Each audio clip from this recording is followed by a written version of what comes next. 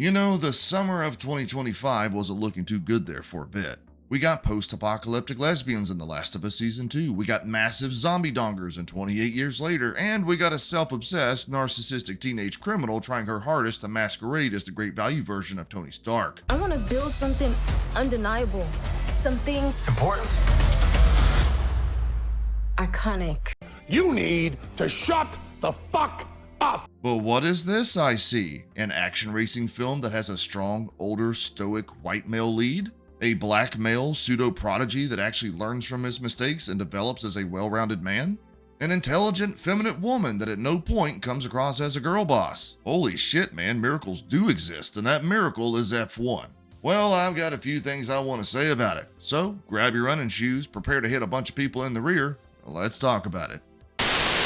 Say what again? Say what again? Say what again? Say what again? Talk about a sight for sore eyes. Holy shit, am I right, guys and gals? Because I'm excited to talk about this film, I'm going to skip all the usual nonsense and just humbly request that you like the video, because the algorithm treats me worse than Disney treats the Star Wars and Marvel fanbase.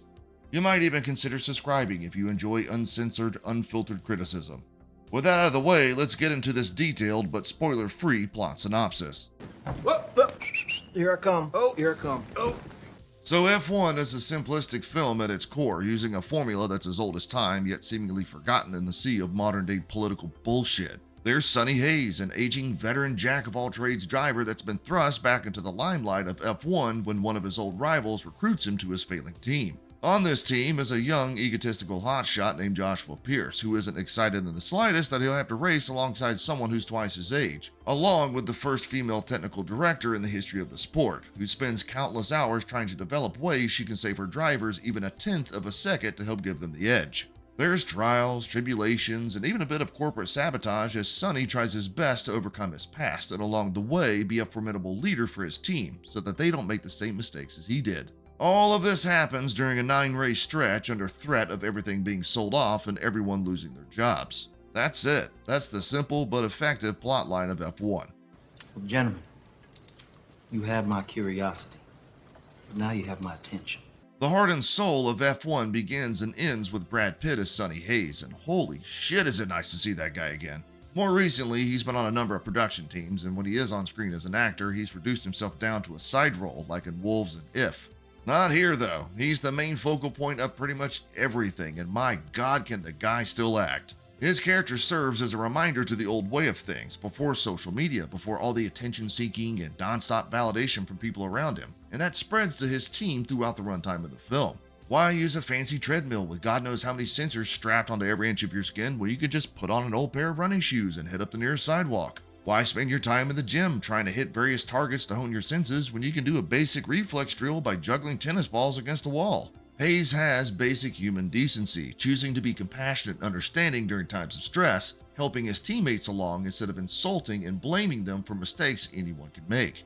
And best of all, he isn't selfish. He makes the decision multiple times to put others before himself to help guide them along while sacrificing his own position. To top it off, he's a bit of an asshole too. He doesn't take shit from the media or people around him, and he lets them know that every chance he can. Simply put, he's the antithesis to modern day writing. He's a strong, stoic, white male character that's been through some of the worst of times, leaving him deeply flawed but trying his fucking best to redeem himself. I like it a lot.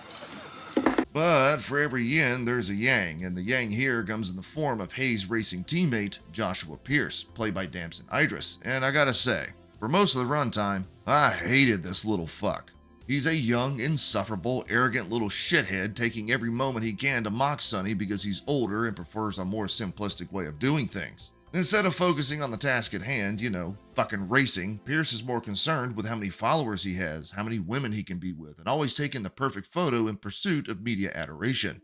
We, the viewer, grow to hate the guy because he's just that much of a whiny, snobby cunt, but the writers of F1 did a brilliant job in creating him a redemption arc, opting to have him abandon some of his current ways in order to learn from Sonny. And their relationship and how it grows over time provides most of the meat in the meal that is this film.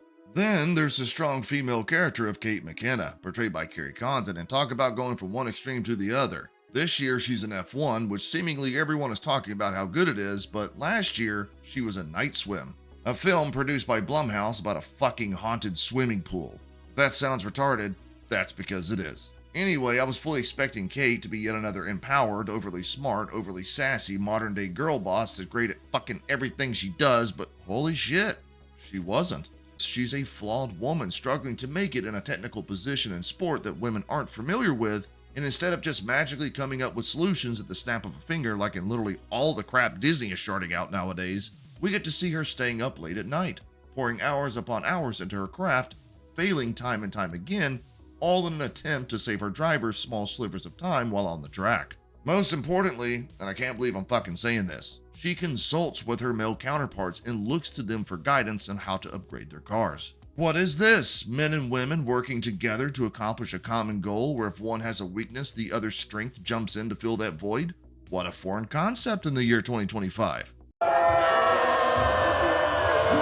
don't remember asking you a goddamn thing. All of these amazing performances and well-written characters are backed by some of the best cinematography I've seen all year. There's musical tracks that are diverse and play well with the scenes we're seeing, and the sound design, man, that hit on all the notes so well that my asshole was vibrating in my seat for most of the film. And I liked it. Wait, what? Gay! What I'm trying to say is this is how you make a film. This is how you write male characters who emulate actual real men in real life instead of the weak, sniveling, soy latte bed of bullshit Hollywood wishes men would be. This is also how you create an actual strong female character who's just as flawed as her male counterpart, and even though she's brilliant and treading ground no other woman has before, she's still struggling to make ends meet. This is it. Alright, this is it. This is how you write an actual summer blockbuster. And if all the buzz surrounding this film says anything, F1 might very well be the best film this summer has to offer. But do I recommend it? Yeah, this is a bit rhetorical, obviously, but I've been doing the same rating shit for years, and I'm not stopping now. So, we happy? We happy? Yeah, we happy. Hell yes, I'm happy. And if you're like me, and you're looking for a wholesome, heart-throbbing action flick that takes place on the blacktop, look no further, because F1 is exactly that. Anyway, I appreciate y'all for checking out my review. I'll talk to y'all later. Say what again?